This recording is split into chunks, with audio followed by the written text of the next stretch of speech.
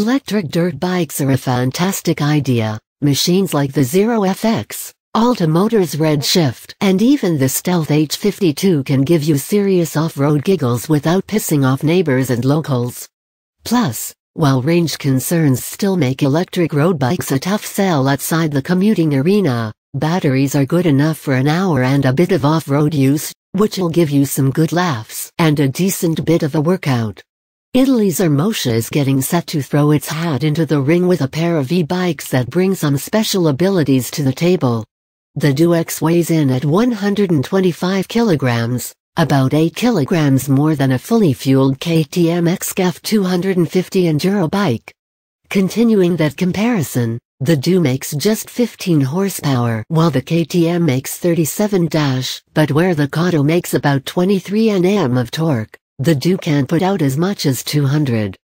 Tight trails will be less work, with no clutch or gearbox to fiddle with, and the Du can put its power down through both wheels. This is accomplished by using two motors, one to the rear wheel via chain drive, one small hub motor in the front wheel. No mention is made of how power is proportioned to the wheels other than to say there's 3 riding modes you can choose from. But on other 2WD dirt bikes we've seen in the past, such as the Cristini odd setup, a small percentage of power to the front wheel seems to do the trick. 2WD should give the DuX superb climbing ability and drive in low traction situations.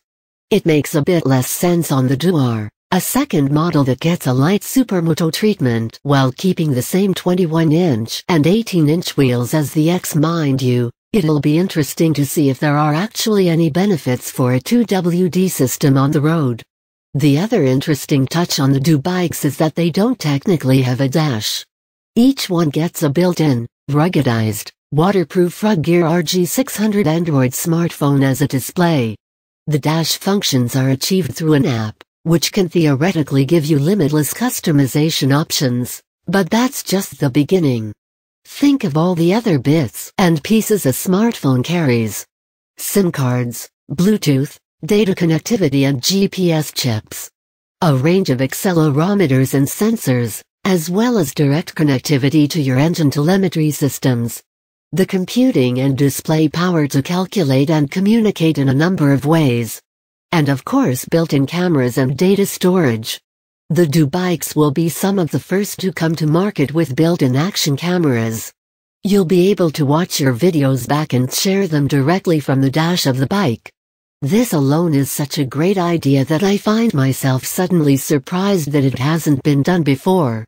The Du bikes are slated to run off a 5.1 kWh battery. Top speed is around 80 km per hour for the X and 90 km per hour for the R. And both bikes' range is quoted as up to 1 hour and 20 minutes. Those aren't earth-shattering figures, but the 2WD functionality and the fascinating idea of a smartphone dash make this a company worth keeping an eye on. The Du bikes are set to become available for test rides very soon. Prices are expected to be around $13,460 US.